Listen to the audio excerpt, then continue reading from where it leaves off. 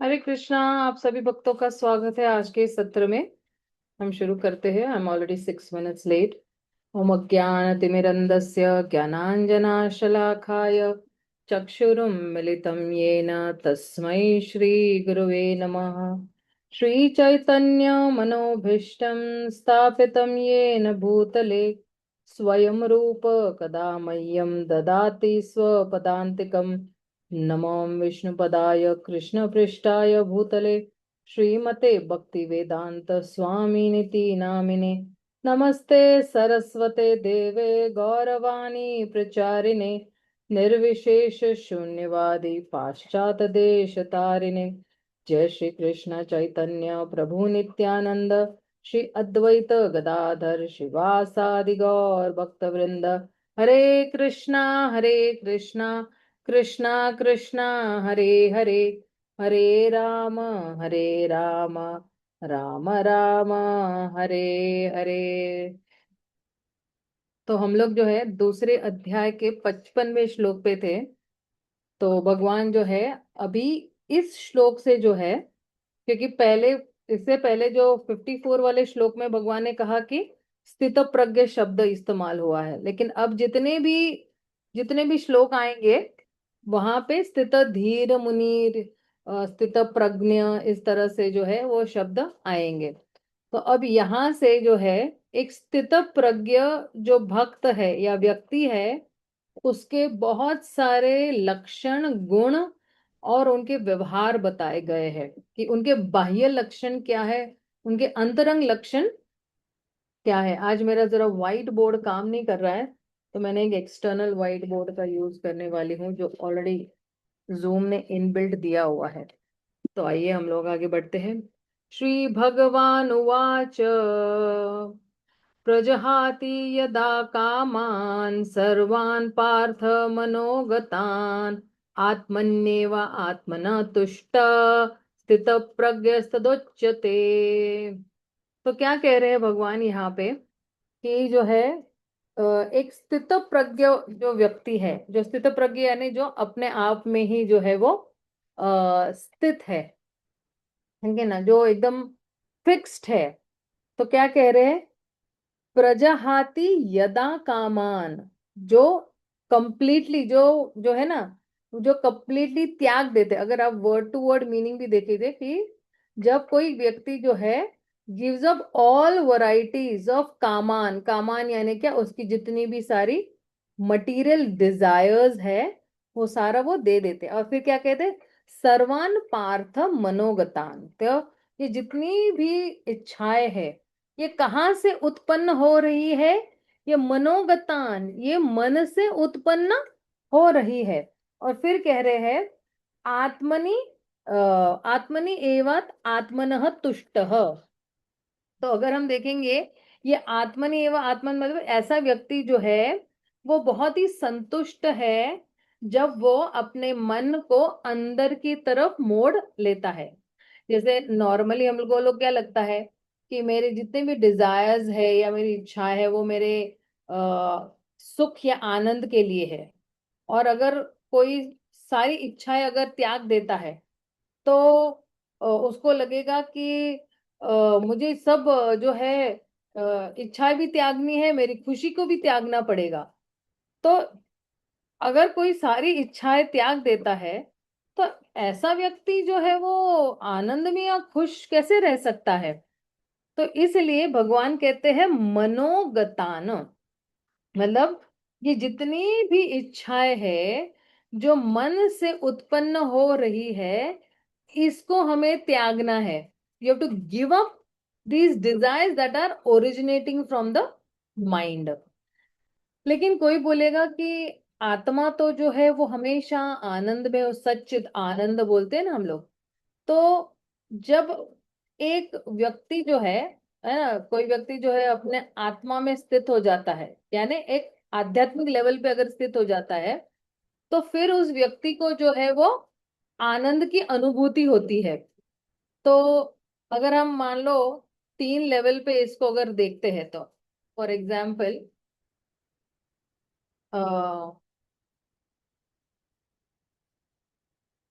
एक सेकंड,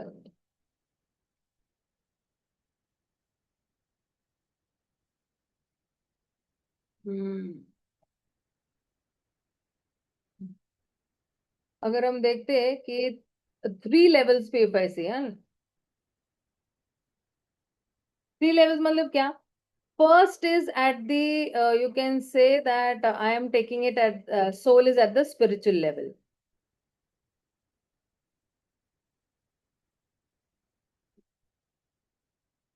ठीक है। Second level I will take it at that mind जो है एट द सटल लेवल है।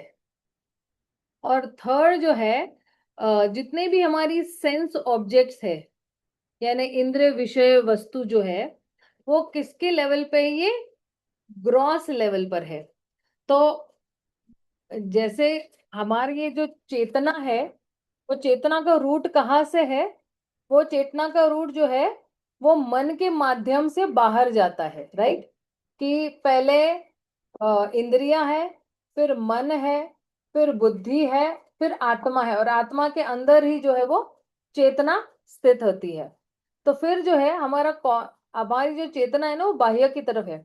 तो फिर जो है, जब जो है ये इंद्रिया और इंद्रिया विषय जो है, ये एक दूसरे के संपर्क में आते हैं, क्योंकि जो है ये बाह्य रूप से संपर्क में आते हैं ना, it is there in the external world. And जब हम बाह्य रूप से उनको भोगने की कोशिश करते हैं, तो फिर हमें क्या मिलता है? आनंद मिलता है, राइट? कि एक है मेरी इंद्रिया जो मैं देख रही हूँ, और मैंने विषय वस्तु को देख लिया, अब मैं भोगने की कोशिश कर रही हूँ, राइट? फॉर एग्जाम्पल, आंखों से कोई पिक्चर देख रहा है, कोई यूट्यूब देख रहा है, इस तरह वो भोगने की कोशिश कर रहा है। लेकिन कभी इससे आनंद है तो कभी इससे दुख भी है ना? कुछ निराशा भी होती है। इसलिए कह रहे हैं कि प्रजहाति यदा कामान सर्वान पार्थ मनोगतान। मतलब क्या?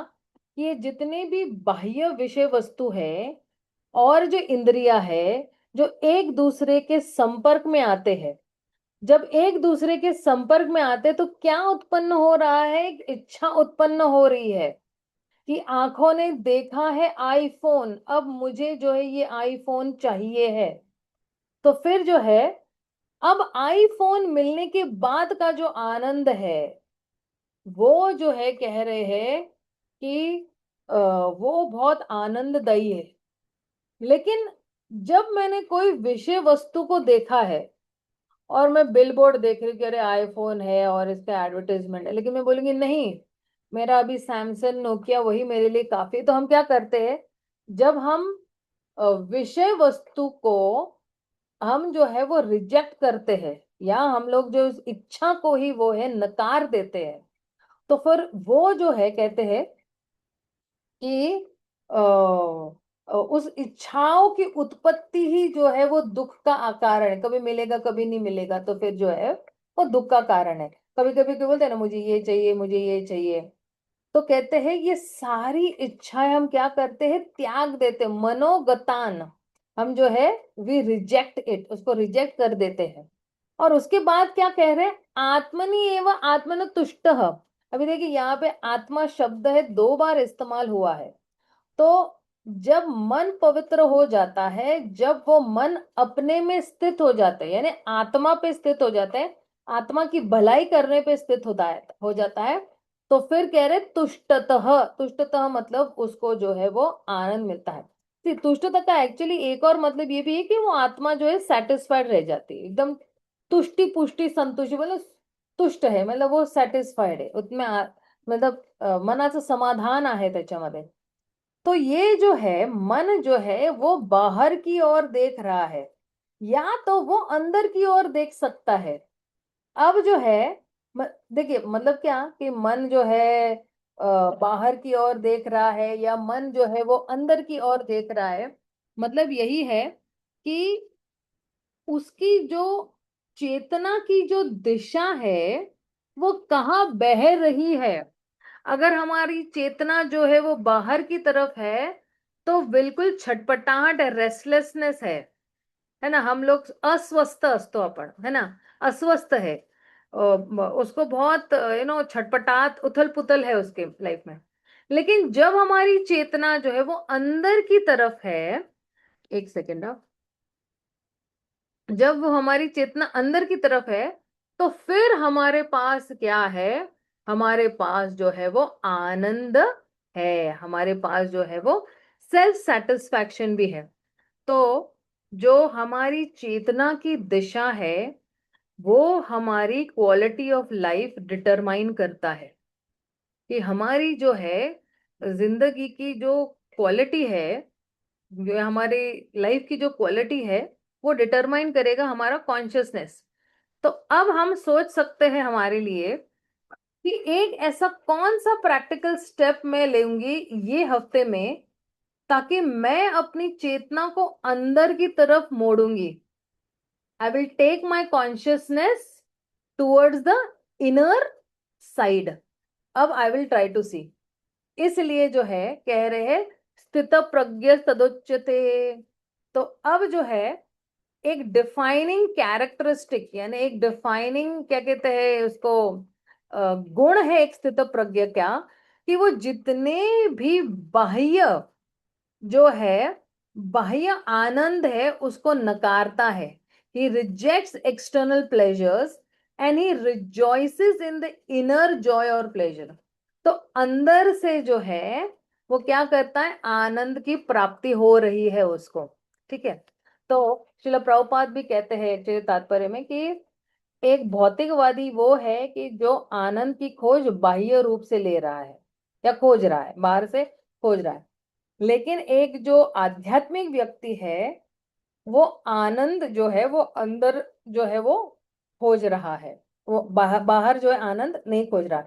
इसलिए प्रभुपाद कहते हैं कि ये जो जितने भी भक्त है वो जो है भगवान के दर्शन लेने में आनंद मिलता है, या विग्रह की सेवा करना, या कीर्तन, या हरि नाम, या जो है फूलहार सेवा करना, या बुक डिस्ट्रीब्यूशन, इसके माध्यम से। और ये जो है ये कोई बाह्य आनंद नहीं है। हमें लग सकता है कि ये बाह्य आनंद है या बाह्य खुशी है, लेकिन ये जो है ये जो बाह्य आनंद है ये हमें जो है वो अंदर की तरफ ले जा रहा है। भगवान के दर्शन जो हम लेते हैं तो बाह्य रूप से हम अंदर की तरफ मुड़ रहे हैं। लेकिन अगर कोई विषय इंद्रियों के पे, विषय वस्तु पे हम लोग अगर फोकस कर रहे हैं, जैसे किसी को कोई सोने का कंगन चाहिए, या जो है वो किसी को कोई हीरे का हार चाहिए, तो ये सब विषय इंद्रियों पे जब हम फोकस कर रहे हैं तो हमें बहुत बाहर की ओर ले जा रहे हैं। और ये जितने भी इंद्रिय विषय वस्तु है उनके पास जो है कोई ऐसा कनेक्शन नहीं है हमारे साथ। अब देखिए ना, जड़ पदार्थों का हमारे साथ कोई कनेक्शन नहीं है। चाहे वो मोबाइल हो, चाहे वो लैपटॉप हो, चाहे वो बोतल हो, चाहे वो घर हो, चाहे वो गाड़ी हो, हमारे आत्मा के साथ इन सब का कोई कनेक्शन नहीं है। और फिर जो है हम उनकी तरफ आकर्षित हो जाते हैं, और जो है और अंदर अंदर घुसकर हम जो है अपने आप को भूल जाते। We get lost.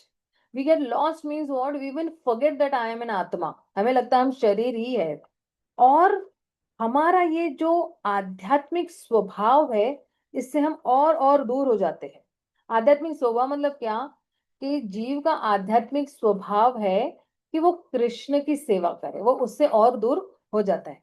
लेकिन कृष्ण तो हमारे हृदय में है, और वही कृष्ण बाह्य रूप में भी विग्रह के रूप में है, या हरि नाम के रूप में है, या मृदंग के रूप में है, या करताल के रूप में भी है। तो ये जितनी भी जो है विषय इंद्रिया है, जो आध्यात्मिक विषय इंद्रिया है, तो जब हम हमारी चेतना उन पे फोकस करते हैं, हमें लग रहा है कि हमें बाहर से आनंद मिल रहा है, या हमारा जो आनंद है ये एक एक्सटर्नल सोर्स से मिल रहा है। लेकिन ये जो आनंद है ये आ रहा है क्योंकि ये जो आत्मा है, ये आत्मा कृष्ण के साथ जो है जुड़ी हुई है, इसलिए ये जो है वो आनंद आ रहा है। और इसलिए जो है जो वही कृष्ण जो विग्रह के रूप में है, और वही कृष्ण जो नाम के रूप में है, वही कृष्ण हमारे हृदय में भी है। और जब हम कृष्ण को बाह्य रूप से कांटेक्ट करते हैं, जैसे विग्रह के रूप में या नाम के रूप में, तो फिर हमारी आध्यात्मिक चेतना जो है वो उजागर हो जाती है, या जो है वो हमारी बाह्य जो आध्यात्मिक चेतना जो है वो उजागर हो जाती है। तो इसलिए जो है जितना हम आध्यात्मिक रूप से जो है वो जागृत हो जाएंगे, तो उतना ही हम भगवान को महसूस कर पाएंगे और आनंद ले पाएंगे अंदर से। और इसलिए जो है, जब हमें भक्ति में जो आनंद मिलता है ना, या जो हम भक्ति में जो सेवाएं जितने भी करते हैं, जो शुरुआत के दिनों में जो मिलते हैं ना, तो ये हमें जो है वो बाह्य रूप से हमें जो है वो एक क्या कहते हैं, एक स्टिम्युली चाहिए होता है ना, कि अरे भाई ये विग्रह है, विग्रह की सेवा करनी है ना। ऑफ कोर्स हम लोग जब थोड़े एडवांस स्टेज में जब आ जाते हैं, तो जो है हम जो है स्टार्टिंग में एक्सटर्नल मैनिफेस्टेशन इस्तेमाल करते हैं भगवान का। लेकिन जैसे जैसे हम लोग सेवा करते हैं, वैसे वैसे हम अंदर की तरफ भी मुड़ना जाते हैं। तो जब हम दर्शन लेते हैं, है ना, तो हम विग्रह का दर्शन क्यों लेते हैं? क्योंकि हम भगवान से प्रेम करते हैं। तो जो आनंद जो है विग्रह को देखकर या हरिनाम देखकर या कीर्तन में जो वो आनंद मिल रहा है, तो वो बाह्य आनंद नहीं है, वो एक्चुअली अंदरूनी आनंद ही है, इंटरनल ही है। और ये जो बाहर के जितने भी फैक्टर्स है ना, एक्सटर्नल फैक्टर्स जो है, ये और हमें अंदर की तरफ ले जाएगा और हमारे आत्मा की तरफ ले जाएगा। सो इसलिए जो है भक्त जो है वो बाहर की तरफ से अंदर की तरफ वो मुड़ जाता है। और इसलिए ये स्थित प्रज्ञ व्यक्ति का एक डिफाइनिंग कैरेक्टर यही है कि वो अपनी खुशी कहाँ ढूंढ रहा है। तो अगर हम बाहर की ओर खुशी ढूंढ रहे हैं, इंद्रिय विषय भोगों में या इंद्रिय विषय वस्तुओं में अगर हम आनंद ढूंढ रहे हैं, तो हम भौतिक व्यक्ति हैं। और इसलिए कृष्ण चाहते हैं कि अर्जुन जो है एक स्थित प्रज्ञ व्यक्ति बने, जो आनंद अंदर ढूंढ रहा है। तो देखिए, स्थित प्रज्ञ व्यक्ति ये नहीं है कि जो बाह्य उसकी बाह्य रूप से उसकी जिंदगी बहुत परफेक्ट है, ऐसा कुछ नहीं है। मतलब क्या, कि स्थित प्रज्ञ व्यक्ति ऐसा है कि जिसकी जो चेतना है, जो अंदर से भगवान के साथ कनेक्टेड है, वो स्थित प्रज्ञ व्यक्ति है। तो उसको अंदर की तरफ से जो आनंद मिलता है, जैसे मान लो कि कोई अगर व्यक्ति जो है फोन चेक कर रहा है, उसका मैसेज चेक कर रहा है, नोटिफिकेशन चेक कर रहा है, और फिर दूसरा व्यक्ति है जो उसके पास कुछ नहीं, ना मोबाइल है ना कुछ ऐसा डिस्ट्रैक्शंस, कुछ भी नहीं, उसका बहुत सीधी सादी जिंदगी है। तो बाह्य रूप से उसकी जिंदगी लग सकती है बहुत ही सिंपल है। लेकिन इन दोनों के बीच में फर्क क्या है? एक व्यक्ति के पास जो है मोबाइल है, बहुत सारे गैजेट्स है, और बहुत सारा धन दौलत है। तो ये एक्चुअली जो दूसरा व्यक्ति जिसके पास कुछ भी नहीं है ना, मोबाइल भी नहीं है, कुछ नहीं है, लेकिन दोनों के बीच में यही है कि ये दोनों आनंद कहाँ ढूंढ रहे हैं। That is the main thing. Where are these two people finding their happiness और लुकिंग फॉर हैप्पीनेस? तो जितना हम बाहर की तरफ, है ना, हम आनंद ढूंढेंगे, उतना ही हम अंदर से खोखले रहेंगे, एम्प्टी, खाली। और जितना हम अंदर की तरफ हम जो है आनंद को ढूंढेंगे, तो हम बिल्कुल जो है will feel fulfilled. So where am I searching for happiness? मैं कहाँ पे आनंद को ढूंढ रही हूँ? जैसे कई लोग बोलते हैं ना कि जो है look with in and find peace, है ना, आपने सुना होगा ये। तो लेकिन जब हम अपने आप को अंदर देखते, तो हमारे पास क्या है? हमारे पास सिर्फ जो है वो एजिटेशन है, एंजाइटी है, टेंशन है, स्ट्रेस है, और बहुत सारी इच्छाएं भी है। तो अगर हम सोचते हैं कि जो अंदर है वो आध्यात्मिक है और जो बाहर है वो भौतिक है, तो फिर जो है ये बहुत ही सीधा साधा सिंपल अंडरस्टैंडिंग है हमारी, समझ है हमारी, लाइक। तो जब हम सोचते हैं कि जैसे हमारा शरीर है, ठीक है ना, तो शरीर के अंदर क्या है, शरीर के अंदर मन है, और मन के ऊपर भी क्या है, आत्मा है। मन के ऊपर बुद्धि है और बुद्धि के ऊपर आत्मा है।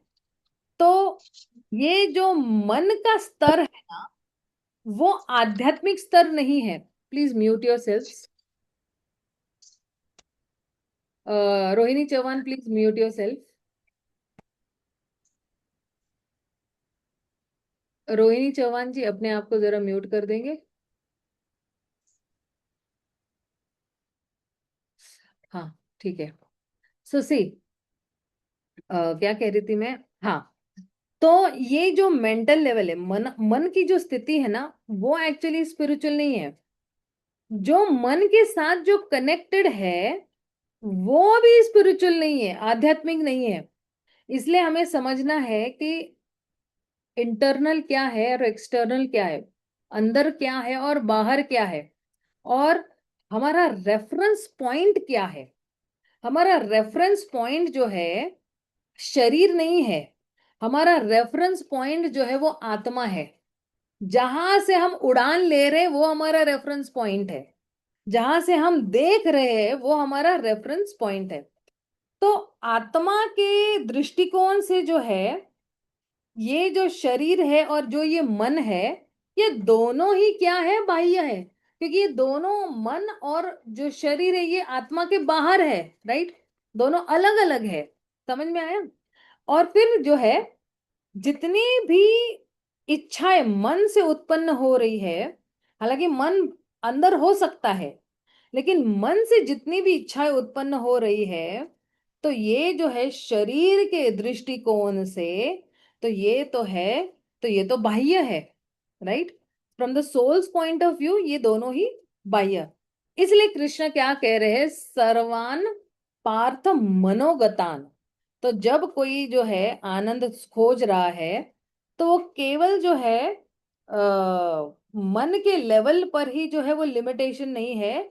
उसे जो है वो आध्यात्मिक स्तर पर पहुंचकर उसको वो आनंद की प्राप्ति मिले। इसलिए भगवान कह रहे, आत्मनि एवं आत्मन तुष्ट। तुष्ट मतलब क्या, कि हम जो है आनंद जो है केवल अंदर ही नहीं, मेंटल लेवल पर ही नहीं, हमें जो है वो आध्यात्मिक लेवल पर भी जो है वो आनंद ढूंढना है। इसलिए भगवत गीता जो है कह रहे हैं कि हमें जो है अपनी जितनी भी भौतिक इच्छाएं है उसको त्यागना है, और हमें जो है अंदर की तरफ मुड़कर, we have to turn internally and we have to find happiness. क्योंकि आनंद अंदर है, बाहर नहीं है। विषय वस्तुओं में नहीं है, इंद्रियों में भी नहीं है, और मन में भी नहीं है। तो आइए हम जरा आगे बढ़ते हैं अगले वाले श्लोक पे। और this is a very important shloka actually. और I mean I also took to understand this shloka, और मुझे 3-4 दिन लगे इस श्लोक को समझने के लिए और उसको अप्लाई करने के लिए भी। आइए हम लोग जरा आगे वाले श्लोक पे जाते हैं।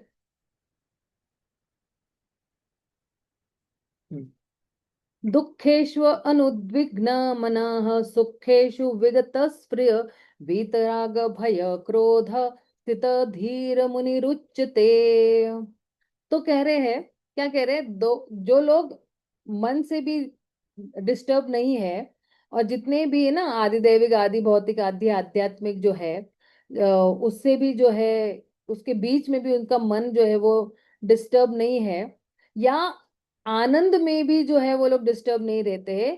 क्यों? क्योंकि वो लोग जो है वो अटैचमेंट, फियर और एंगर से मुक्त है, और वो क्या है, वो उनका मन जो है वो बहुत स्टेडी है। तो भगवान क्या कह रहे हैं, दुखेश्व अनुद्विग्न मनः। ये द्विग्न मतलब क्या, कि जिसका मन जो है वो उत्तेजित है, एजिटेटेड है, या डिजेक्टेड मन है। एक सेकेंड।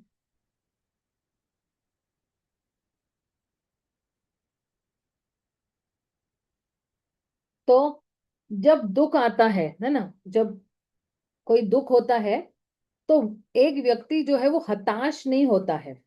और सुखेशु विगत स्पृहा, तो अगर किसी के पास खुशी है तो वो और इच्छाएं जो है वो इच्छाएं की इच्छों की प्राप्ति नहीं चाहता है, राइट, कि और इच्छाएं नहीं चाहता है कि मैंने और इच्छा नहीं करनी है ना। तो श्रील बलदेव विद्याभूषण, श्रील विश्वनाथ चक्रवर्ती ठाकुर, उन्होंने बताया है कि एक अगर त्यागी है या रिनाउंसिएट है या सन्यासी है, वो किसी के घर पे जाता है और कोई व्यक्ति उसको बहुत ही जैसे ना 56 भोग अगर उनको ऑफर करता है, तो ये व्यक्ति जो है वो बहुत ही इन्हें से दिल उसका गार्डन गार्डन नहीं हो जाता है, लेकिन वो बहुत आनंद में नहीं रहता है, वो इज नॉट डिलाइटेड। और फिर ऐसा नहीं सोचता है कि वाह वाह कितना अच्छा है, इस इन लोगों के घर में तो रोज 56 भोग बनता है, क्यों ना मैं यहीं पे सेटल हो जाऊं। वो सन्यासी ऐसा नहीं सोचता है। या फिर जो है उसके पास कोई और भौतिक इच्छाएं भी नहीं उत्पन्न होते हैं। और उसके विपरीत भी अगर उसके पास कोई दुख आता है तो वो जो है कोई, बोलते हैं ना कि कोसता नहीं है कि अरे देखो मैं सन्यासी हो गया मुझे दुख आ रहा है, मैंने क्या ऐसे पाप किए, नहीं। तो जो है हमारे पास जो कुछ भी है ना, या भगवान की इच्छा से जो कुछ भी आ रहा है, तो हमें संतुष्ट रहना चाहिए। दुखेशु अनुद्विग्न मनः सुखेशु विगत स्प्रिय। दुख में और सुख में जो है, जब तक हम इस भौतिक अस्तित्व में या परिस्थिति में या भौतिक जगत में हैं, ठीक है ना, हमें जो है दुख और सुख आने ही वाले हैं और हमें दोनों का एक्सपीरियंस मिलने वाला है। लेकिन जब हमको सुख मिलता है तो हमें लगता है और मिलना चाहिए, हमें और मिलना चाहिए। और जैसे मान लो कोई आपको जो है आपकी तारीफ करता है कि अरे माता जी आप कितने अच्छे दिखते हो, तो आपको लगता है अरे और तारीफ करो ना, और तारीफ करो ना मेरे बारे में कुछ और फिर जब दुख आता है तो हमें जो है वो दुख जो है हम ये पूछते भी अपने आप को कि अरे ये दुख मेरे पे ही क्यों आया, मैंने क्या ऐसे पाप किया है ना। और हम जो है अनुद्विग्न हो जाते, द्विग्न यानी डिजेक्टेड हो जाते हैं, या और जो है वो हताश हो जाते हैं। तो ये जो योगी है, ठीक है ना, वो दुख में और सुख में समभाव रखता है। तो जैसे मान लो किसी की वाणी है, ठीक है ना, तो कई लोग बोलते हैं कि कई लोग बहुत एकदम मीठा बोलेंगे, आप कितने अच्छे हो, लेकिन अंदर तो ऐसे लगता होगा कि अरे इस व्यक्ति को मैं काट के ना नमक भर दूं इसके अंदर, इतना मतलब जो है वो जहर होता है, लेकिन मुंह पे जो है वो उसके व्यक्ति के ऊपर शहद होता है। अंदर तो ऐसे लगता है कि तुम्हें पीट पीट के मार दूं मैं। तो कहते हैं कि वो जो है वो अंदर से भी उसको आ, विघ्न नहीं होता है, वो उत्तेजित नहीं होता है। तो यहाँ पे एक्चुअली शिला प्रभुपाद जो है क्या इतना स्ट्रेस दे रहे हैं या एम्फसाइज कर रहे हैं कि किस व्यक्ति की मेंटालिटी क्या है। मेंटालिटी मतलब मनोस्थिति क्या है, कि जब खुशी आती है, जब आनंद आता है, जब दुख आता है, तो वो जो है वो एक्साइटेड नहीं हो जाता है या वो उत्तेजित भी नहीं हो जाता है। जैसे मान लो कि हम जो है अपने मन के साथ जो है या हमारे विचारों के साथ बात नहीं कर सकते है ना, मतलब we may not speak to our internal thoughts, but हमारा मन जो है वो अंदर से हमेशा बोलते रहता है। अभी भी मन बोल रहा होगा अरे ये माता जी क्या लेक्चर दे रही है, कुछ समझ में भी नहीं आ रहा है, लेकिन चलो कुछ ना कुछ तो बता रही है तो समझ में नहीं। जैसे मान लो सुबह में ना एक अलार्म बजता है, तो जब अलार्म बजता है ना, तो हमारा मन बोलता है कि अरे तुम जाओ वापस सोने के लिए, अभी तो जस्ट 4 ही बजे है, दिन उगने में 6 बजेंगे। तो हम सुन नहीं सकते हैं, लेकिन मन बोल रहा है ना। तो कृष्णा यहाँ पे कह रहे ये जो योगी है, तो ये योगी का भी जो मन है वो चेंज हो जाता है। दुखेशु अनुद्विग्न मन सुखेशु विगत स्प्रिय। तो ये जो स्थित धीर मुनीर है, ये वो व्यक्ति है जिसने जितने भी मनोगतः, जितने भी अपने मनोधारणाएं हैं उसको भी लांग लिया, ही इज ट्रांसेंडेड, वो ऊपर पहुंच चुका है। और इसलिए जैसे यमुनाचार्य भी क्या कहते हैं, भगवान मेरा चरण निस्तरः, कहते कि मैं जो हूँ भगवान, निरंतर जो है आपके चरणों की तरफ मेरा आकर्षण जो है वो बढ़ते जाना चाहिए।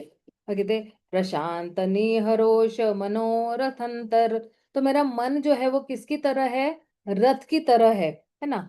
और जब मेरा ये मन जो है कैसे बताए, शांत प्रशांत निहरोष, तो जब मेरा मन बिल्कुल शांत हो जाता है, काम पीसफुल बन जाता है, तो एक भक्त है वो क्या क्वेश्चन पूछता है, भक्त पूछता है कि कदा है कांत नित्य किंकरः, कदा है कांत नित्य किंकर, मतलब ओ कृष्णा, मैं कब जो है मैं ये महसूस करूंगा कि मैं केवल आप ही का जो है मैं दास हूं, वन पॉइंटेड सर्वेंट, मैं बस सिर्फ आप ही का दास हूं।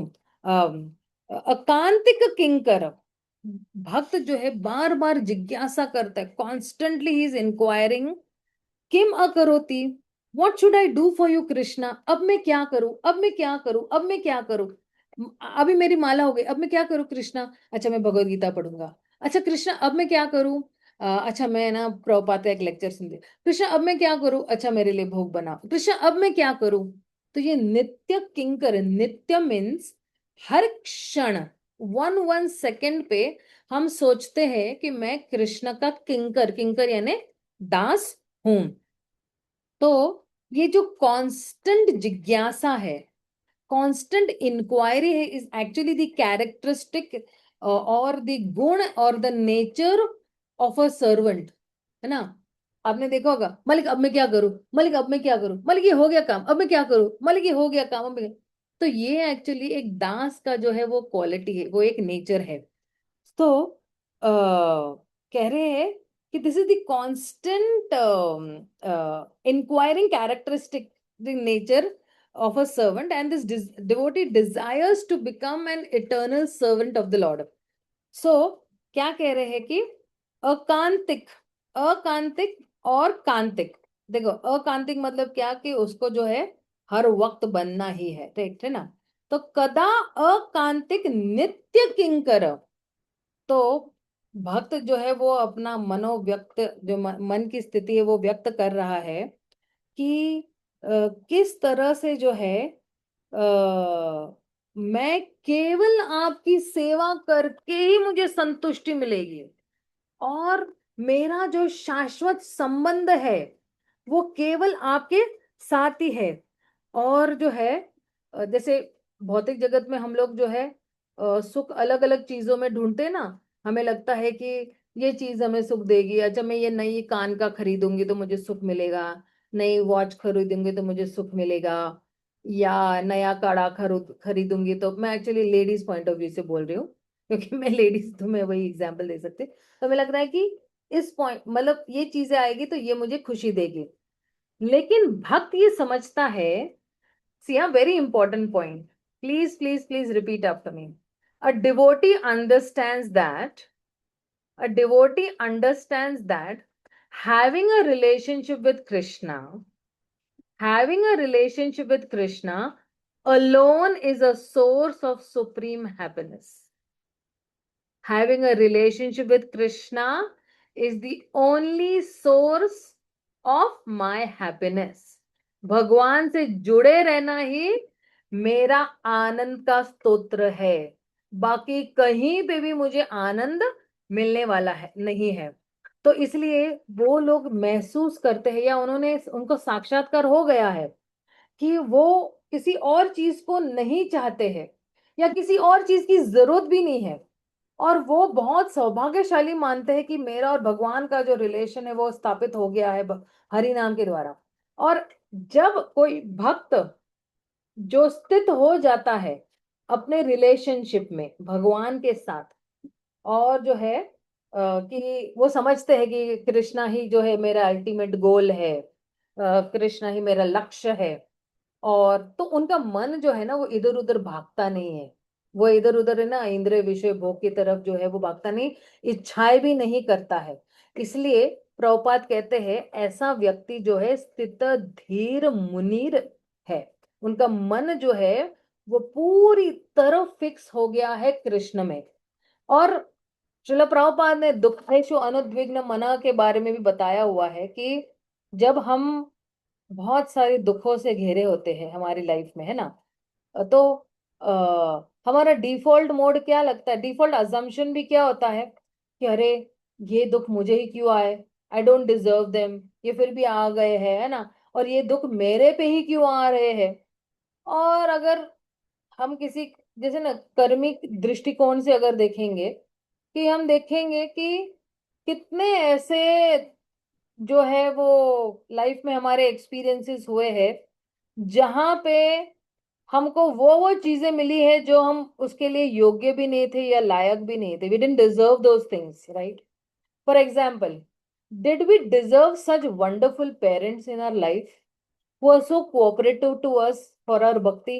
Did we deserve such a wonderful husband in our life or such a wonderful wife in our life who is very nicely cooperating us in our Krishna consciousness? Or did we deserve such wonderful siblings who are actually an inspiration to us in our Krishna consciousness? हमारे भाई बहन कितना हमें inspire करते हैं, like at least I got so inspired, of course, you not in a negative sense but in a positive sense, कि I used to get so much inspired seeing my brothers sisters who are in bhakti, who are doing so nice, god brothers god sisters भी कितने अच्छी भक्ति कर रहे हैं। तो जैसे मान लो कोई स्टूडेंट भी है ना, एग्जाम में उसने जो है तैयारी नहीं की और उसने एग्जाम लिख के आ गया, फिर भी वो पास हो गया, तैयारी नहीं की।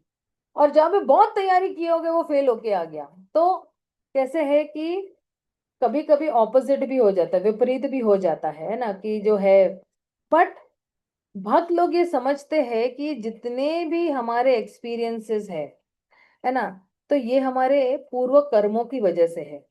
देखिए, अगर कोई दुख आता है तो भक्तों का जो है वो जो है दृष्टिकोण क्या रहता है या एटीट्यूड क्या रहता है कि अरे ये तो मेरे पूर्व कर्मों की वजह, तत्तेनुकंपा सुसमीक्षमानो भुंजाने त्वा कृपा विपाकम।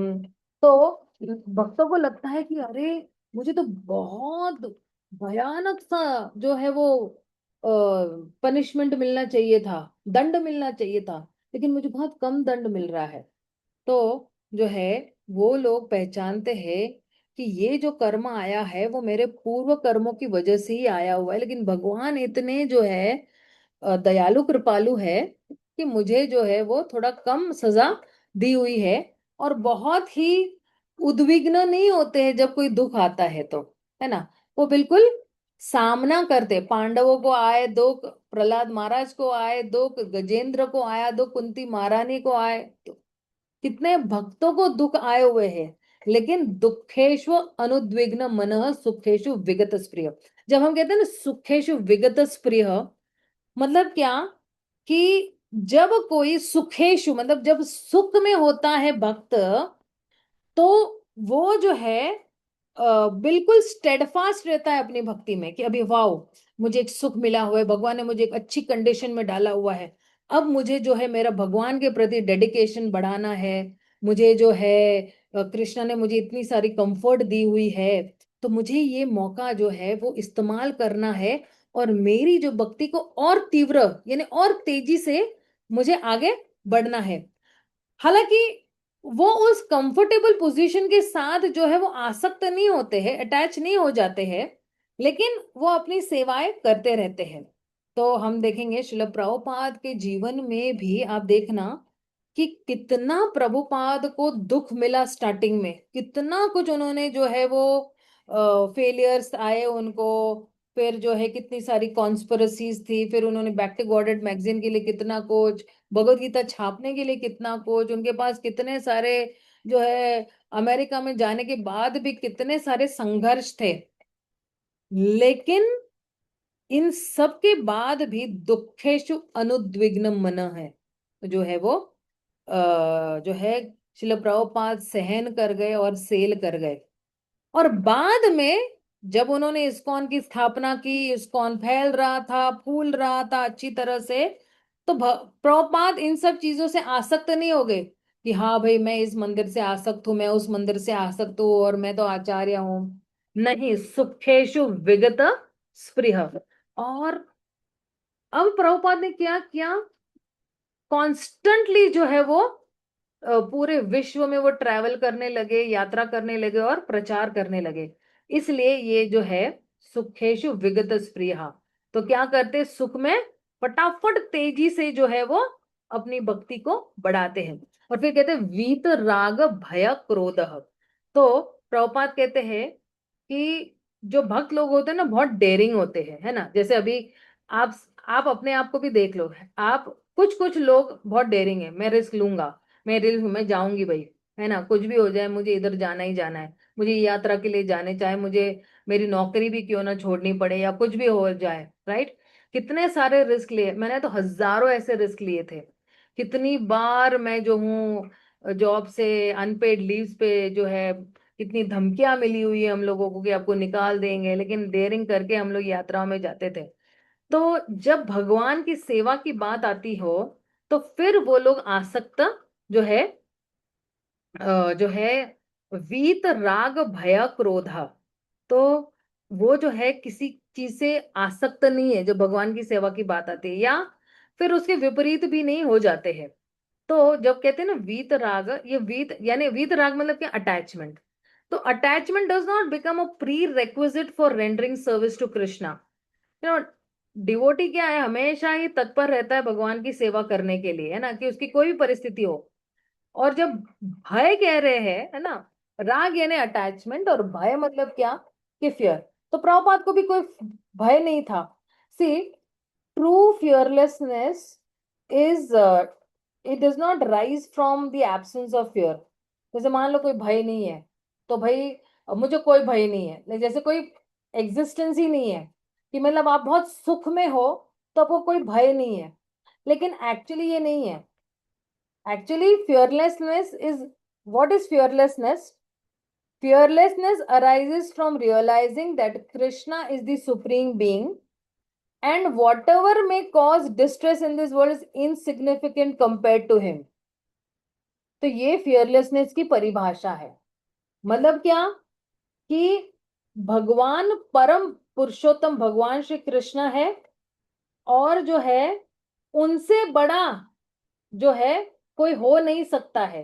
तो दुख भी उनसे बड़ा नहीं है, क्योंकि परम कौन है, कृष्ण है। परम दुख नहीं है, बड़ा दुख नहीं है। परम कौन है, कृष्ण ही है। तो जब हम ये समझते हैं कि यू नो प्रॉब्लम्स जो, जैसे आपने कभी एक प्रॉब्लम है कि problems, when problems come, don't tell them that they are big, tell them my Krishna is bigger than you. आपने सुना होगा, वो एक कहावत है, राइट। तो शिल प्रभुपाद ने भी ना ये कांस्टेंट अवेयरनेस जो है वो मेंटेन करके रखा हुआ था, कि कृष्णा की ये जो प्रेजेंस है वो हमेशा मेंटेन करके रखी हुई थी। चाहे दुख हो, चाहे सुख हो, चाहे भय हो, चाहे क्रोध हो, कुछ भी हो, उसमें भगवान ने जो है, जब उनके पास कोई ऐसे नहीं क्या, पड़ोसी भी थे ना जिनके पास बंदूकें, ड्रग्स, ये सब कुछ था, है ना, तो फिर भी उन्होंने जो है अपना जो है प्रीचिंग चालू रखा, उन्होंने भय नहीं था। और फिर कह रहे क्रोध। क्रोध मतलब क्या, कि अभी हम लोग आगे देखेंगे, काम एश क्रोध एश रजोगुण समुद्भव, कि ये क्रोध क्यों आता है, क्योंकि हमारी काम वासनाएं पूरी नहीं होती है ना, तो क्रोध आ जाता है। जैसे मान लो किसी को जो है वो कुछ चीज चाहिए, लेकिन उसको मिल नहीं रही है वो चीज। फॉर एग्जाम्पल, कोई लड़का है तो वो लड़की उसको लाइन नहीं दे रही है, राइट। तो वो इतना मतलब क्रोध में है कि ये मुझे मिल क्यों नहीं रही, मैं इस तरह से पटा रहा हूँ, उस तरह से पटा रहा हूँ, ये पट क्यों नहीं रही है, उसको बहुत क्रोध आ रहा है। तो भक्त लोग भी जो है इस क्रोध से जो है वो मुक्त है। क्यों, क्योंकि उनको समझ में आता है कि मैं कंट्रोलर नहीं हूं, मैं नियंता नहीं हूं, कृष्ण नियंता है। इसलिए उनको जो है वो क्रोध नहीं आता है। और जो है कृष्ण की इच्छा होगी तो रिजल्ट आएगा, कृष्ण की इच्छा नहीं होगी तो नहीं आएगा। इसलिए प्रभुपाद जो है हमेशा, आप देखना, उनको कोई फ्रस्ट्रेशन नहीं था, क्योंकि उनको पता था कि कृष्ण कंट्रोल में है, मैं कंट्रोल में नहीं हूं, मैं कंट्रोलर नहीं, वो कृष्ण ही कंट्रोलर है। हालांकि कभी कभी प्रभुपाद जो है वो थोड़ा क्रोध व्यक्त करते थे, लेकिन वो प्रशिक्षण करने के, ट्रेनिंग देने के लिए वो क्रोधित होते हैं। अगर वो अच्छी तरह से अपने शिष्यों को ट्रेन नहीं करते तो इस्कॉन आज जितना फैला है फूला है वो इतना होता नहीं। तो कभी कभी गुरु का शब्द है heavy. The word Guru means heavy, and the word Guru means to cut. Cut मतलब क्या, कि आपके जितने भी जो है दोष है, उनका कर्तव्य है कि वो आपको आपके दोष बताए कि हे आप में ये दोष है ये आप में दोष है। वो आपको आईना बताते हैं, वो आपको बताते हैं कि देखो आप में ये दुर्गुण है, ये आप में ये दोष है, इसको ठीक करो आप। तो प्रभुपाद के पास जो है ये वाला एटीट्यूड था, और ये कंपैशन था गुरु का, कि गुरु अगर कोई हमें लताड़ते हैं या डांटते हैं तो एक्चुअली समझना चाहिए कि ये गुरु की कृपा है हम पे। वरना आज मुझे बताइए ना, कौन किसको डांटता है? कोई पड़ोसी भी नहीं हमें आके पूछता है कोई डांटता है।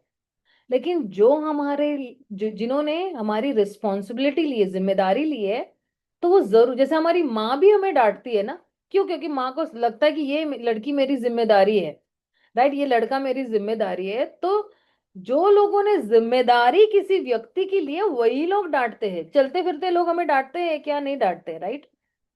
इसलिए जो है भक्त लोग जो है कभी भी क्रोध पे जो है वो हावी नहीं हो जाते, है ना, या जो है क्रोधित नहीं होते हैं, या कभी जो है एंगर उनको कंट्रोल नहीं करता है या नियंत्रण में नहीं रखता है।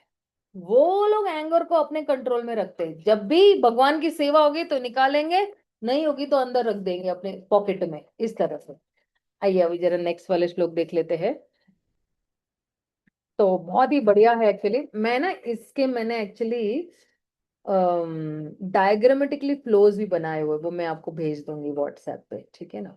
ओके, अब देखिए कृष्ण क्या कह रहे हैं। यह सर्वत्रानाभिने स्नेहा तत्तत् प्राप्य शुभाशुभम नाभिनंदन्ति न द्वेष्टि तस्य प्रज्ञा प्रतिष्ठिता। अगेन, तस्य प्रज्ञा प्रतिष्ठिता स्थितधीर उच्यते। उच्यते स्थितधीर मुनि तदोच्यते उच्यते। ये सब सेम सेम वर्ड्स है। One who is fixed in Krishna conscious, one who is fixed in Krishna consciousness. तो आप देखिए, जब कह रहे हैं ना कि यह सर्वत्रान भी स्नेह हस्त प्राप्य, है ना, शुभाशुभम। तो कभी कभी हमें जो है इस भौतिक जगत में जो कुछ भी मिलता है ना, कभी शुभ भी मिलेगा, कभी अशुभ भी मिलेगा, कुछ गुड भी मिलेगा, कुछ बैड भी मिलेगा, कुछ अशुभ भी मिल सकता है, शुभ भी मिल सकता है। तो कहते हैं कि ना अभिनंदती न द्वेष्टि। अभिनंदती मतलब क्या, कि अभिनंदन मतलब उसको तारीफ करना, या उसका जो है उसको आलोचना करना, या उस पे जो है वो जो है नकारते भी नहीं है उसको, ठीक है ना। तो जो अच्छा आता है तो वो तारीफ भी नहीं करता है, और कुछ बुरा आता है तो वो जो है वो उसको रिसेंट भी नहीं करता है। इसलिए कह रहे तस्य प्रज्ञा प्रतिष्ठिता। पहले स्थित प्रज्ञ और अब प्रज्ञा प्रतिष्ठिता, है ना, सेम है। तो ये शब्द, ये जो भौतिक जगत में है ना, तो अच्छा बुरा तो आते ही रहेगा, लेकिन how can we artificially keep saying that this is not good and this is bad and this is nice and whatever is happening it does not matter to me? अरे कुछ भी हो रहा है मेरे को कुछ फर्क नहीं पड़ रहा है। और जैसे मान लो कि किसी को एनेस्थीसिया दिया गया है, राइट, और उसको अगर एनेस्थीसिया दिया गया है तो ऐसा तो नहीं है ना कि उसको कुछ महसूस नहीं होने वाला है, राइट। तो अगर किसी को अगर एनेस्थीसिया देने के बाद भी कोई कट रखा हुआ है या कुछ, अगर हम लोग मसाज भी करते हैं ना किसी शरीर को, तो उसको ऐसा नहीं है कि कुछ फील नहीं होता है ना। तो अगर ऐसा है तो ऐसा है क्या कि डिवोटीज को सेंसिटिव ही नहीं बोलना है कि अरे उसको कुछ लगता नहीं, मैं कितनी भी गाली दूं उसको कुछ लगेगा ही नहीं। नहीं, ऐसा नहीं है। क्योंकि ये जो है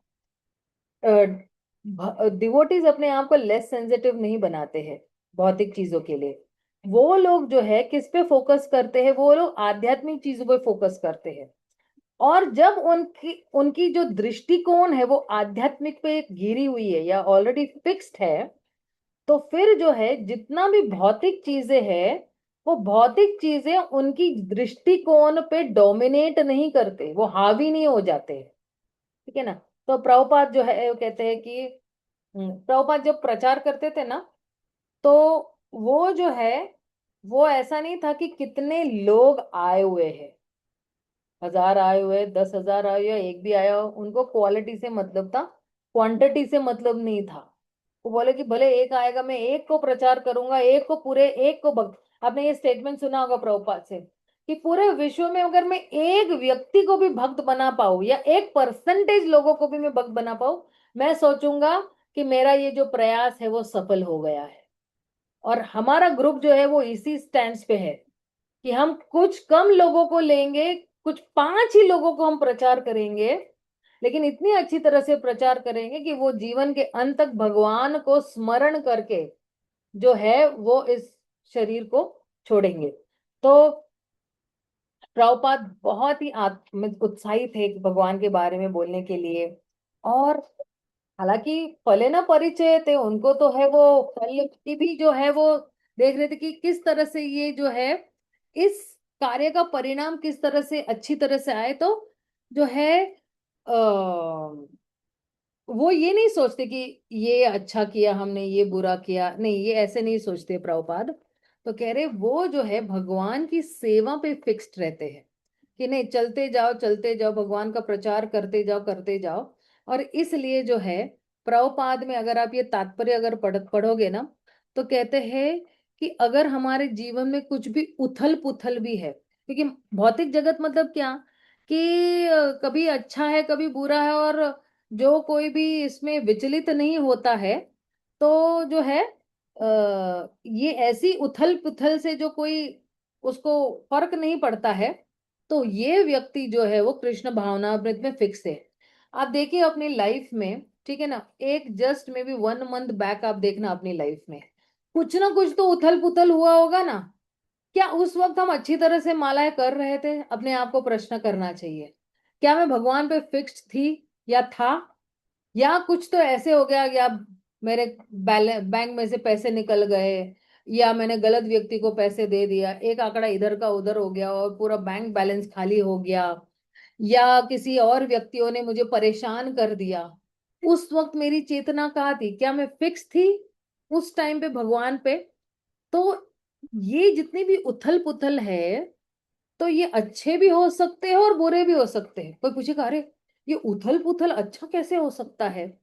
तो जो कुछ भी चीज, मान लो जैसे ना, अभी हमारे लाइफ में कोई उथल पुथल नहीं है, ठीक है ना, यानी कुछ उथल पुथल हो गया और किसी की लॉटरी लग गई, चलो, है ना, लेकिन लॉटरी लगने के बाद भी वो डिस्ट्रैक्ट नहीं होता है भगवान की सेवा से। अपनी जो फोकस ऑफ लाइफ है क्या है कि भगवान को प्रसन्न करना है, भगवान में स्थित रहना है, भगवान पे स्थित रहना है, राइट।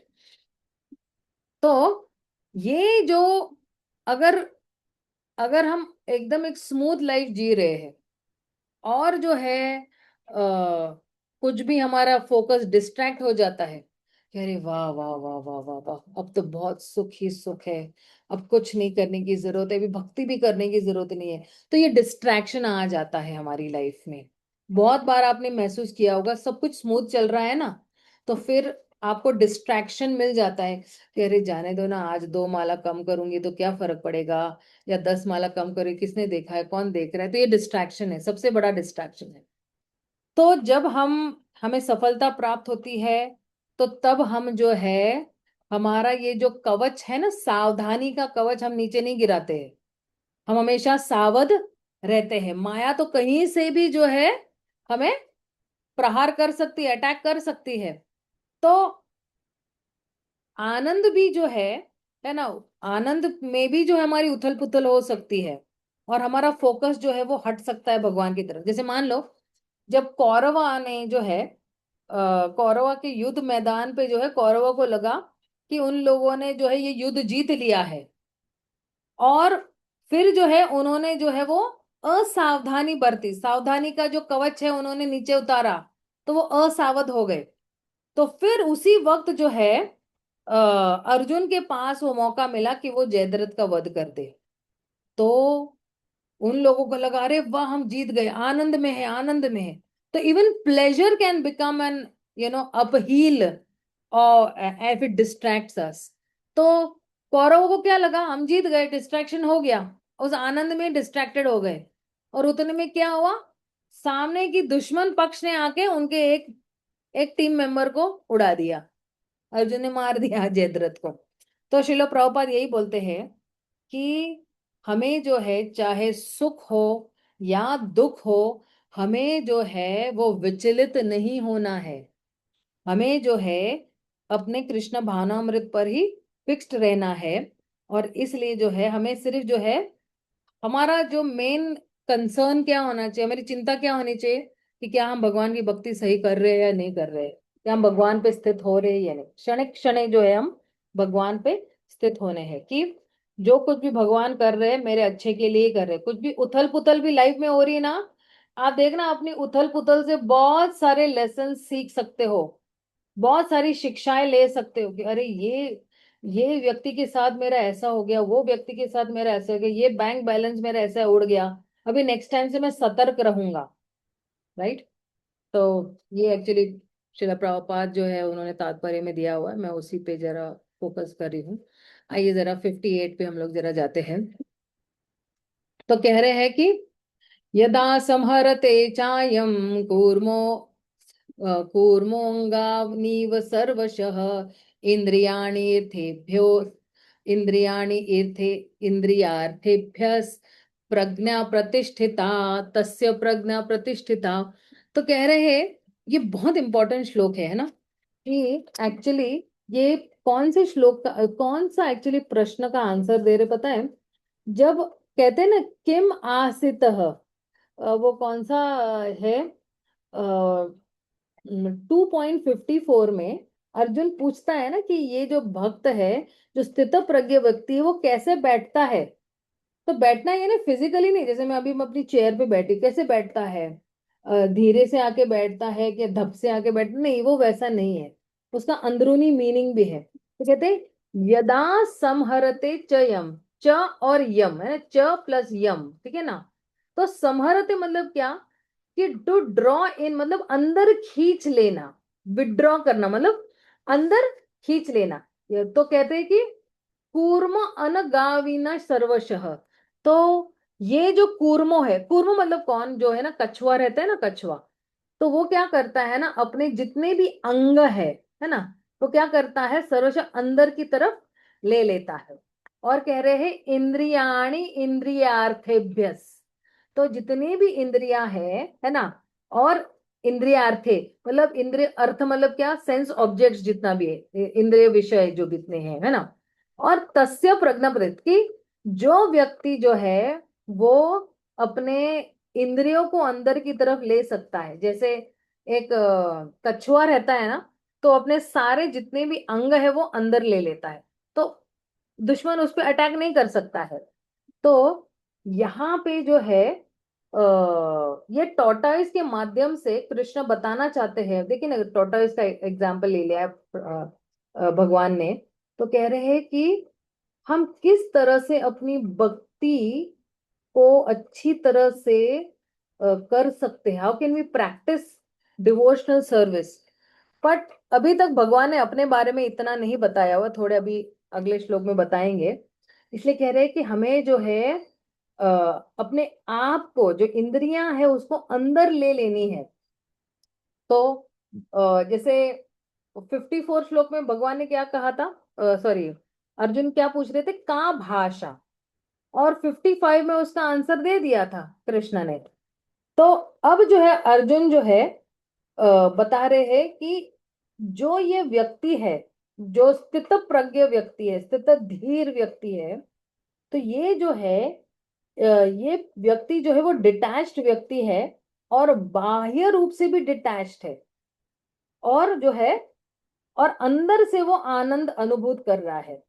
सो कोई पूछ सकता है कि अरे अपने आप से कौन डिटैच हो सकता है ना, बाह्य रूप से कैसे हम डिटैच हो सकते हैं। तो कह रहे हैं कि जैसा ये टॉर्टोइस है, इसके पास अपने अंग है, वो जो है वो अपना एक उसका ना एक कवरिंग रहता है।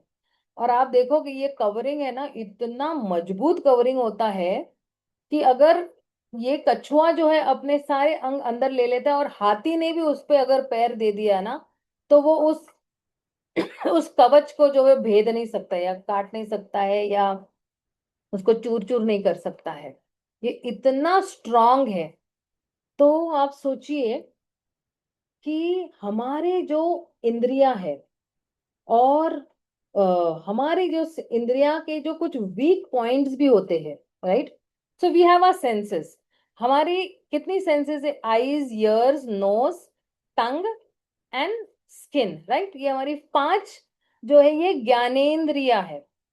और ये ज्ञानेंद्रिया जो है ये बड़ी नॉटी है। ये क्या करती है ना, हमारी हर एक इंद्रिया की एक वीक पॉइंट है। जैसे मान लो कि फॉर एग्जाम्पल एक क्रिकेट मैच है। तो क्रिकेट मैच में जो है वो बॉलर को पता होता है कि ये बैट्समैन का वीक पॉइंट क्या है। ये स्मॉल पिच बॉल जो होता है ना, या शॉर्ट पिच बॉल जो होता है, वो झेल नहीं पाएगा, तो मैं शॉर्ट पिच डालूंगा, फटक से आउट हो जाएगा। या अगर बॉक्सिंग में भी देखोगे ना, तो बॉक्सर्स भी क्या करते हैं ना, कुछ कुछ स्टंट्स करते रहते हैं, स्टार्टिंग में एक्सपेरिमेंट करते रहते हैं। किधर मारू को उसको दर्द होगा, किधर मारू तो उसको दर्द होगा, किधर मारू को उसको दर्द होगा।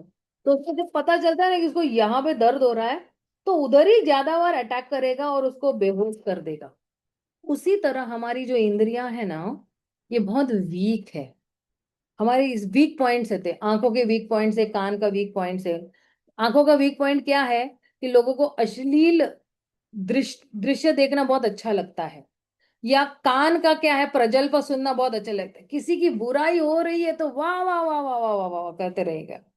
या मुख से या जिभा से जो है किसी का बुरा बोलने के लिए बड़ा ही हमें आनंद मिल जाता है। तो फिर जो है कह रहे हैं कि हमारी जो भौतिक जगत में हमारी स्थिति कैसी है, कि हमारे इंद्रियों के पास अपने वीक पॉइंट्स होते हैं, ये बहुत ही कमजोर होते हैं। और हम इंद्रियों के माध्यम से ही सब कुछ जो है वो महसूस कर रहे होते हैं, राइट।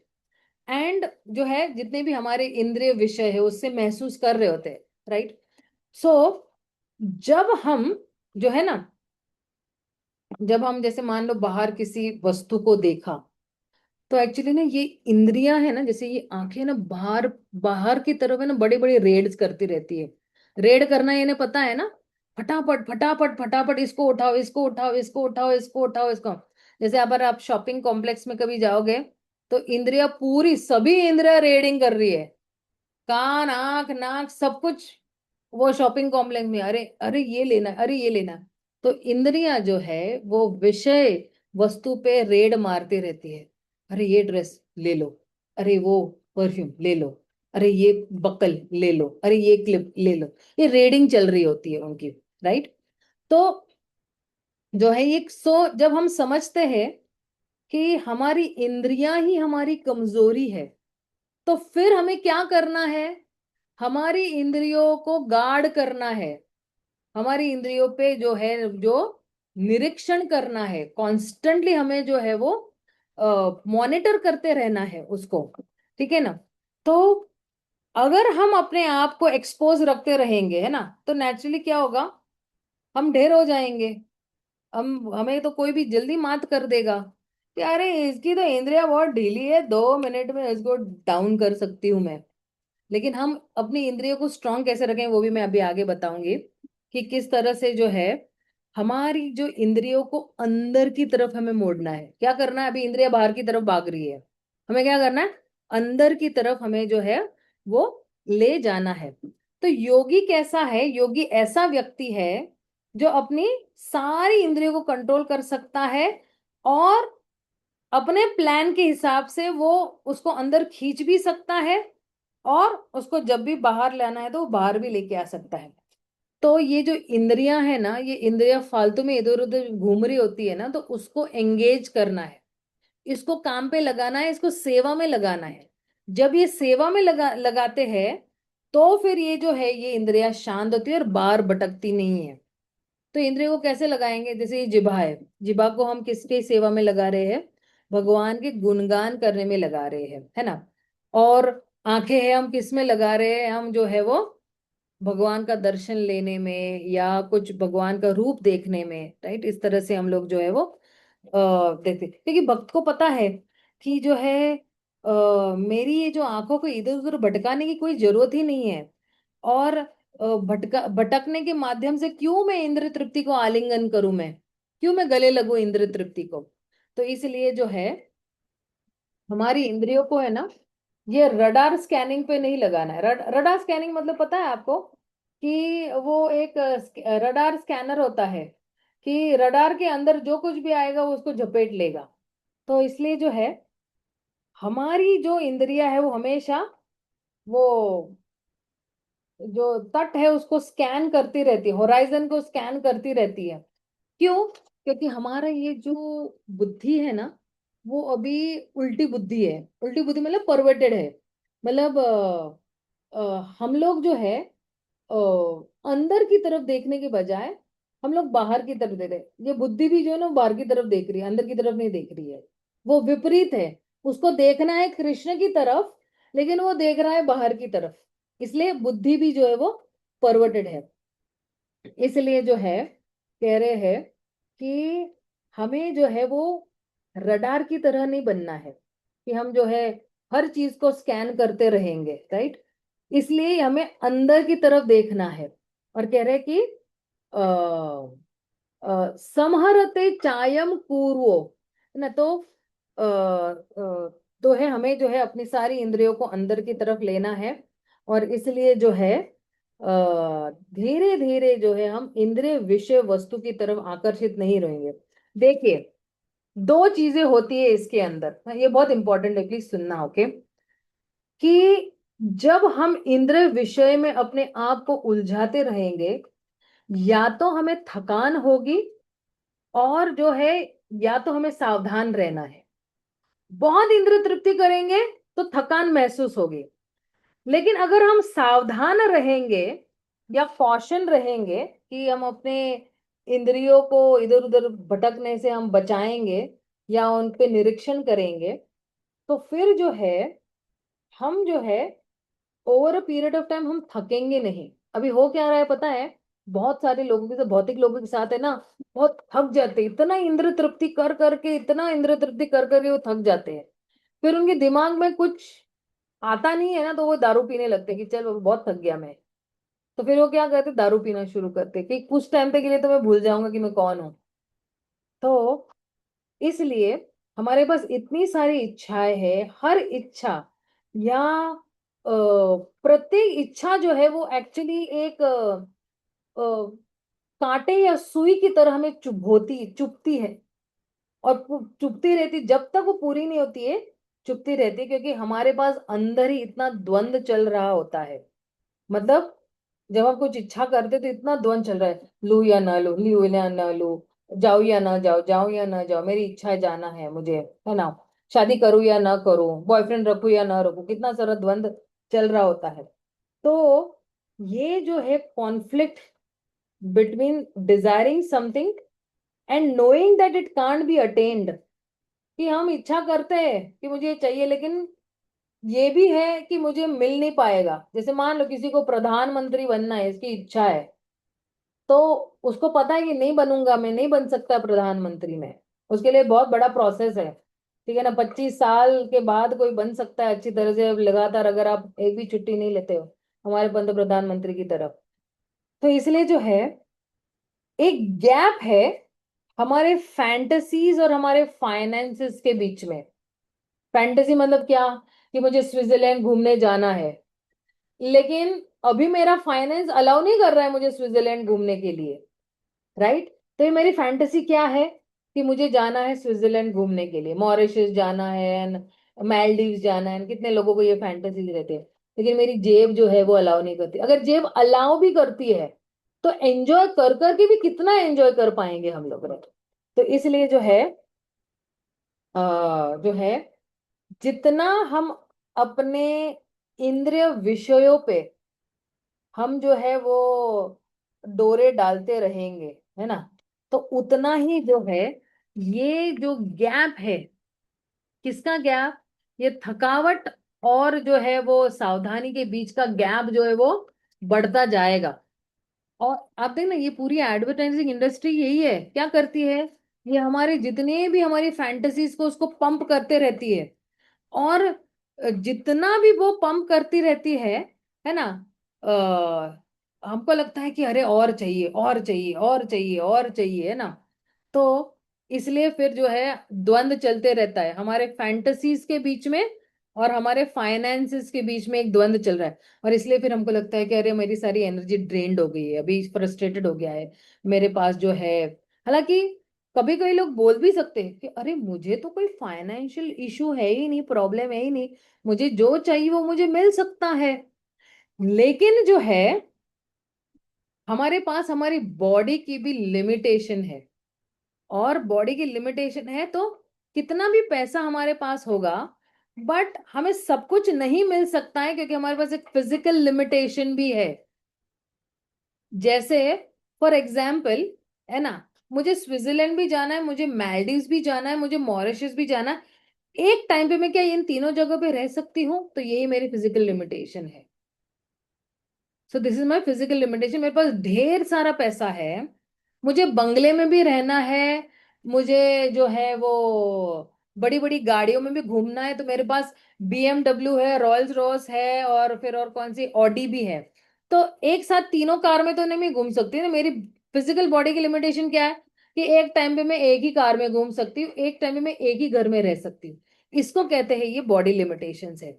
इसलिए जो है, जब हम अपनी इंद्रियों को इंद्रिय विषय पर मंडराने देते हैं, तो फिर ये जो है, ये जो दोनों के बीच का जो कॉन्फ्लिक्ट है, इंद्रियों का और इंद्रिय विषयों के बीच में जो कॉन्फ्लिक्ट है, ये हमें थका देता है, ये हमें बहुत मन से टायर्ड कर देता है। तो अगर हमको अगर जो है वो टायर्ड नहीं बनना है, हमें थकना नहीं है, तो हमें क्या बनना है, हमें सावधान बनना है ना, राइट।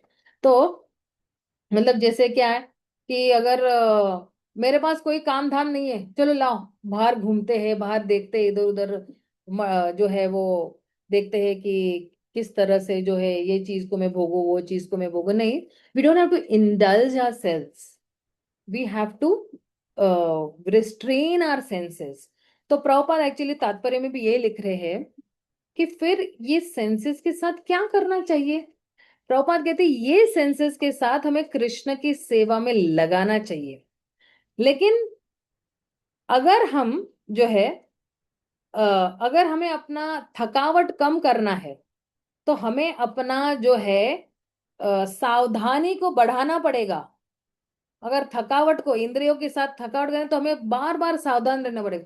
अरे यार ये इधर मुझे खींच रही है, नहीं मुझे नहीं जाना है, ये शॉपिंग के लिए मुझे ले जा रही, नहीं नहीं नहीं नहीं नहीं नहीं, मुझे सावधान रहना है, राइट। इंद्रियों का तो काम ही है, इसलिए जो है मुझे इनकी जरूरत नहीं है।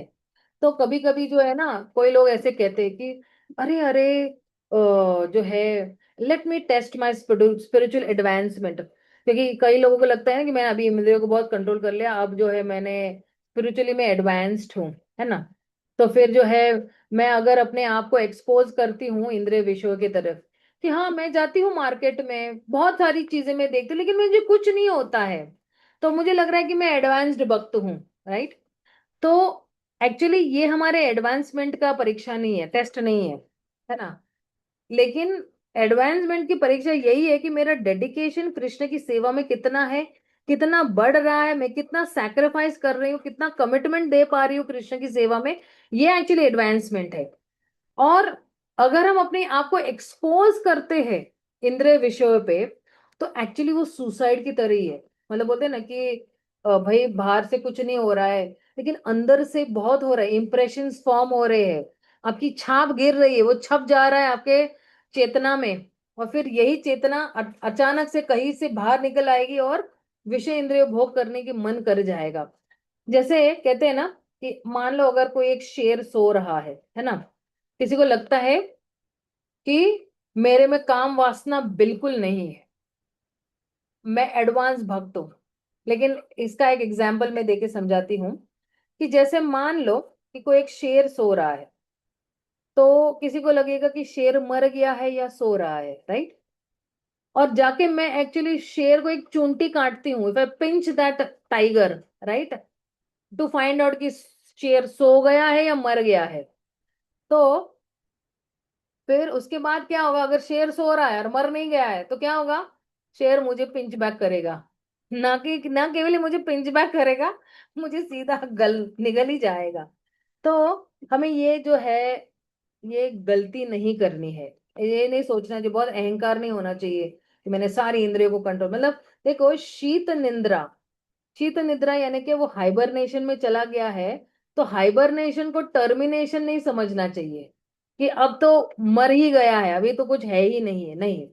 जब टाइगर सो रहा है तब उसको सोने देना चाहिए, बिल्कुल शांति से उसको सोने देना चाहिए। और ये टाइगर किसका प्रतीक है? ये टाइगर मेरी काम वासनाओं का प्रतीक है। ये टाइगर जो है, ये मेरी काम, काम जो है, या जितनी भी अंदर काम क्रोध मद मोह लोभ जितनी भी अनर्थ है उसका प्रतीक है एक्चुअली। तो इसलिए जो है हमारे पास हो सकता है काम क्रोध मद मोह लोभ नस मत्सर, बट हमें ये नहीं सोचना चाहिए कि अब मेरी काम वासना मर गई है। नहीं, काम वासना सिर्फ अभी सो रही है, सुप्त अवस्था में है, वो कभी भी जागृत हो सकती है। लेकिन जब जब हम भक्ति में सेवा के माध्यम से जितना हम नवदा भक्ति करते रहेंगे, ये काम वासना सुप्त अवस्था में ही रहेगी, ये सरफेस पे नहीं आएगी, ये ऊपर उभर के नहीं आएगी। इस तरह से जो है हमारी लाइफ में उथल पुथल भी नहीं होगी और शांत होगा। तो भक्त लोग जो है वो अपने आप को ज्यादा एक्सपोज नहीं करते हैं इंद्रिय विषयों की तरफ। जैसे हरिदास ठाकुर जो है बहुत ही मग्न थे भगवान का नाम लेने के, वो जाके प्रोस्टिट्यूट जो है ना, वेश्या के बगल में जाके नहीं बैठे थे, राइट। और उन्होंने सोचा भी नहीं था कि चलो लाओ जाके मैं टेस्ट करता हूँ, इस वेश्या के बगल में जाके बैठता हूँ तो, कि मैं दुनिया को दिखाऊंगा कि देखो मैं वेश्या के बगल में जाके बैठा, कुछ भी नहीं हुआ है, ऐसा नहीं है। तो जब ये वेश्या आई हरिदास ठाकुर के पास, तो वो अपना भक्ति कर रहे थे, वो अपनी चैंटिंग कर रहे थे, भगवान का नाम ले रहे थे। तो इसलिए जो है हमें इंद्रिय विषयों के प्रति जो है अपने आप को ज्यादा एक्सपोज नहीं करना चाहिए।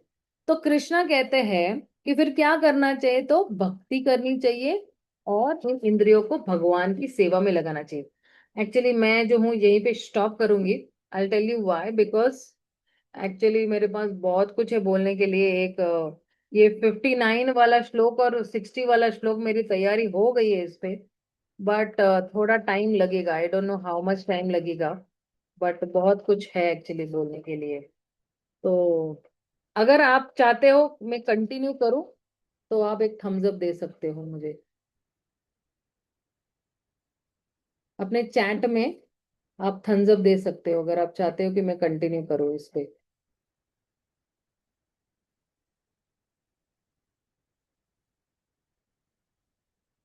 ओके, हरि प्रभु कह रहे हैं कि हम कर सकते हैं, और किसी की इच्छा है कंटिन्यू करने की, या कुछ ज्यादा ही हैवी हो गया है?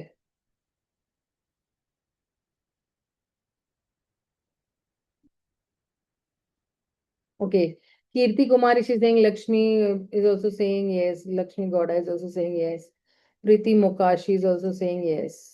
Okay, अच्छा, I just finish with this 59 वाला श्लोक, ओके। क्योंकि क्योंकि यहाँ पे जो है एक बद्ध जीव और दोनों के बीच का एक्चुअली एक बहुत इंपॉर्टेंट कनेक्शन बता रहे हैं। तो कह रहे हैं, विषया विनिवर्तन्ते निर्हारस्य देहिना रसवर्जनम रसोप्यस्य परम दृष्ट्वा निवर्तते। बहुत फैंटास्टिक ये श्लोक है, और कृष्णा इतना फैंटास्टिकली हमें गाइड कर रहे हैं। भगवान क्या कह रहे हैं? विषय, विषय यानी क्या? हमारी इंद्रिय विषय जो है ना। विनिवर्तनते मतलब क्या?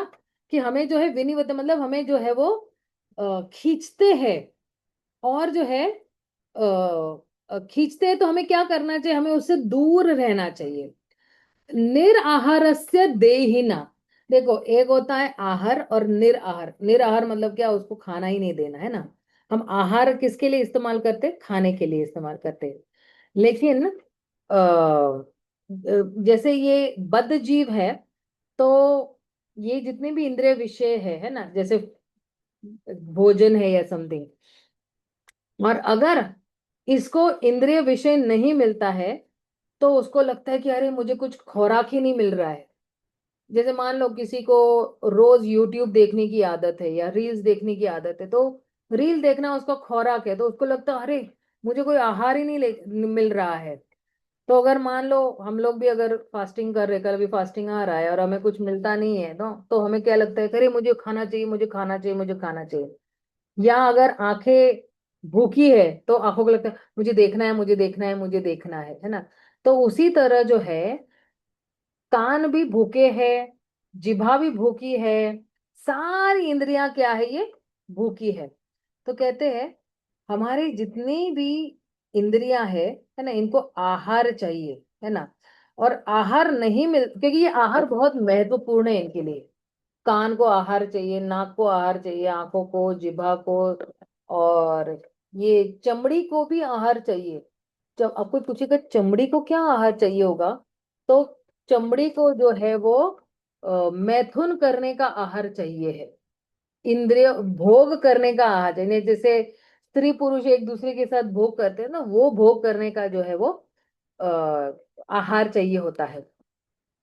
और कभी कभी हमें लगता है कि जैसे मान लो कोई एक जो है ना, जो दारू पीता है वो व्यक्ति, तो जो दारू पीता है ना, तो उसको लगता है कि ये जो दारू है ना, ये जो है ये बहुत इररेजिस्टिबल है, इसके बगैर मैं जी नहीं सकता हूँ। और अगर ये इररेजिस्टिबल मतलब ये बहुत ही महत्वपूर्ण है, अभी इसके ये इतना महत्वपूर्ण है कि इसके बगैर मैं जी नहीं सकता हूँ। लेकिन मतलब क्या है, जैसे महत्वपूर्ण मतलब क्या, कि जिसके बगैर हम जी नहीं सकते। जैसे हमें भोजन चाहिए, हमें पानी चाहिए, हमें नींद चाहिए, हमें हवा चाहिए, ये सारी महत्व चीजें हैं जीवन निर्वाह करने के लिए। लेकिन अगर ये नहीं मिलते हैं तो फिर ये महत्वपूर्ण चीजें हैं, अदरवाइज इट इज नॉट। बाकी दारू हमारे लिए महत्व नहीं, ये हमारे, अगर अभी कितने सारे लोग बिना दारू के जी रहे हैं ना, मर थोड़ी ना गए हैं ना। अगर आप देखो कि वर्ल्ड का सेंसस लेगोगे, तो कितने सारे लोग, जो 70% लोग तो बिना दारू के रह रहे हैं, जी रहे हैं ना वो लोग। तो फिर तो इसलिए जो है सब्जेक्टिवली, यानी व्यक्ति, क्या कहते हैं इसको, व्यक्तिनिष्ठ तरीके से, यानी पर्सनली किसी को लगता होगा कि मुझे जरूरत है, लेकिन एक्चुअली जो है उसकी एक्चुअली हमें जरूरत नहीं है इन इन चीजों की जो हमें नशा करवाती है। लेकिन अगर कोई क्या कहते हैं उसको, काम वासना से बहुत ही ग्रस्त है, तो उसको लगता है मुझे ये जरूरत है, अभी मुझे भोग करना ही है इस लड़की के साथ या लड़के के साथ। और फिर जो है अगर उसको जो है नहीं मिला, तो फिर उसका दिमाग खराब हो जाता है। हम लोग ने देखा हुआ है कि ना, न्यूज व्यूज में भी हम लोग देखते रहते, सुनते रहते हैं। लेकिन एक्चुअली लोगों को उसकी जरूरत नहीं है। कितने लोग हैं जो इस चीज के बगैर रह रहे हैं, है ना।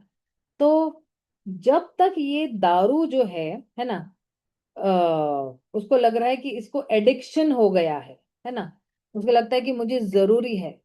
लेकिन जब यही, है ना, पियक्कड़ व्यक्ति जो है कोई थेरेपी करता है ना, जैसे नशा, नशा क्या है, बंदी, है ना, नशा बंदी के शिविर में प्रवेश करता है, तो और उसका जो है बीमारी ठीक हो जाती है डॉक्टर से, तो फिर वो समझता है कि अरे मुझे दारू की बिल्कुल जरूरत ही नहीं है, ये मेरे जीवन के लिए नहीं होगा तो भी चलेगा, मैं जी सकता हूँ। उसी तरह किसी को लग सकता है कि अरे ये बहुत ही इररेजिस्टिबल है ना। तो जब हम लोग तमोगुण में और रजोगुण में होता है, तो फिर हमें ऐसे लगता है। लेकिन जब हम सतोगुण में आते हैं, तो फिर जो है हम और आगे दिव्यता की तरफ बढ़ते रहते हैं।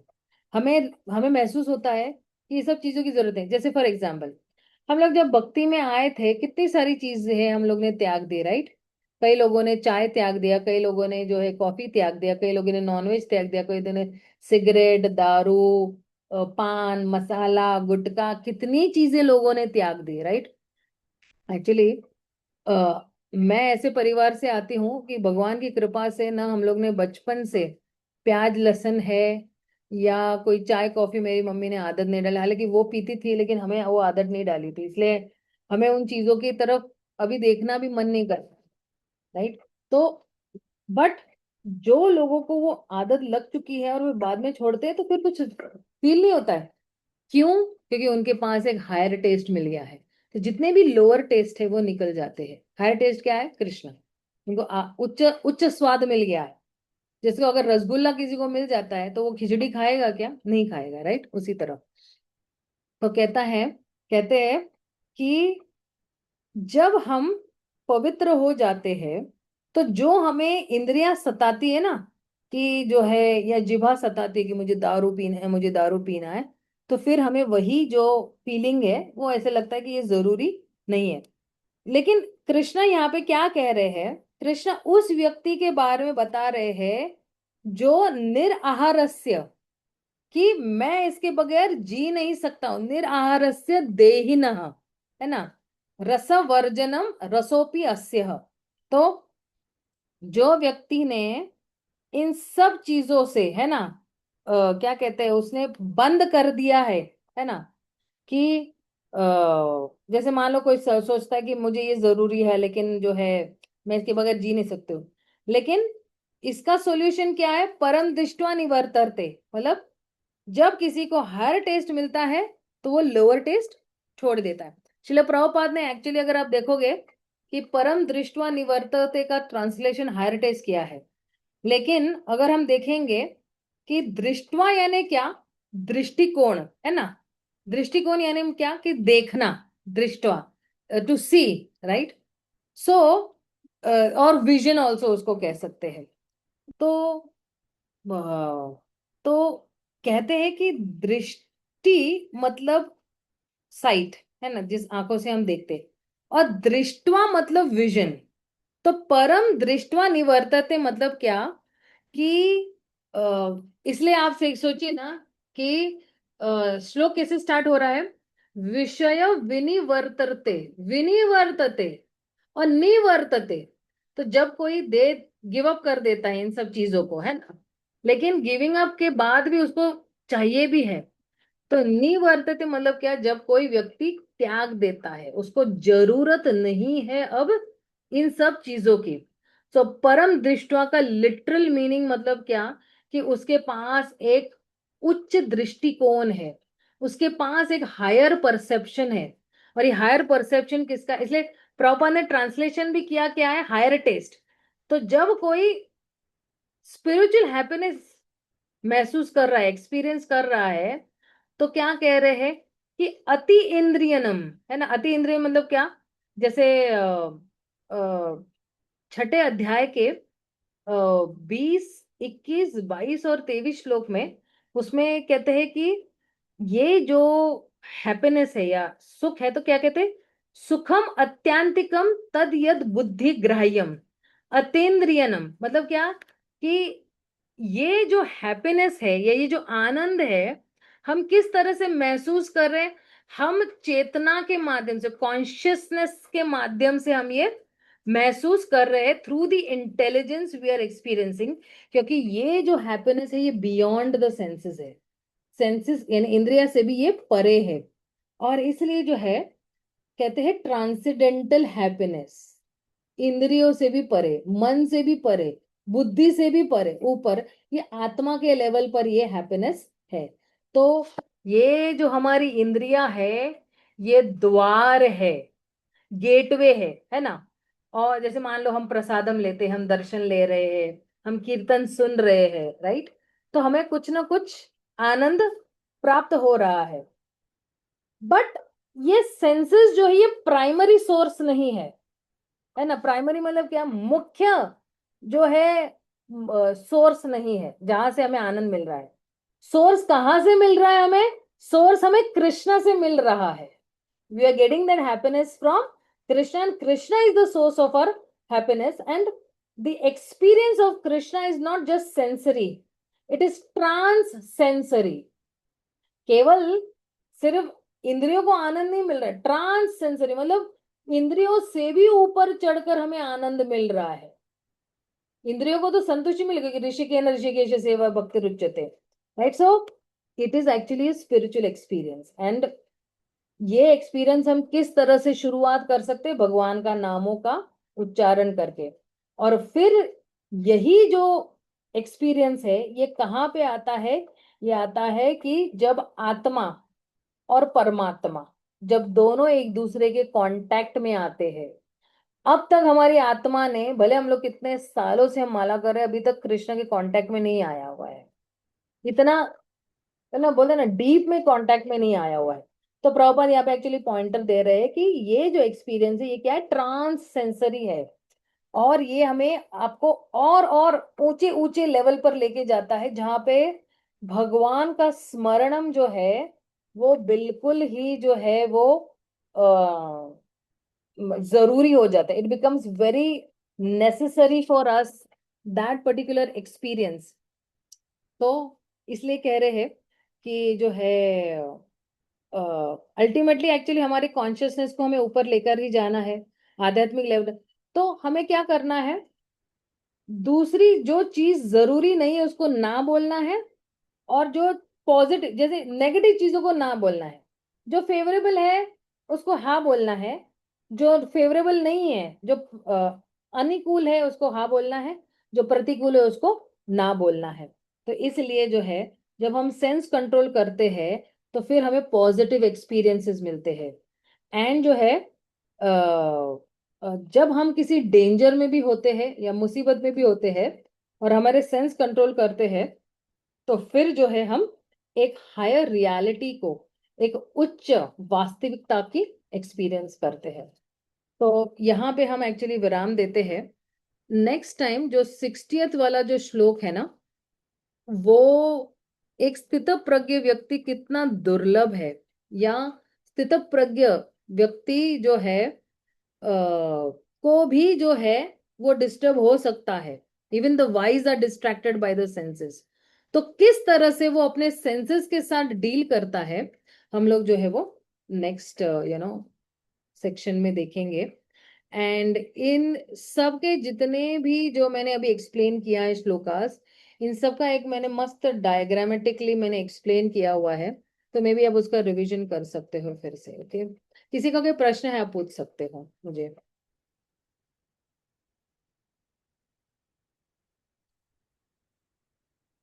किसी को कोई डाउट है तो you can just ask me.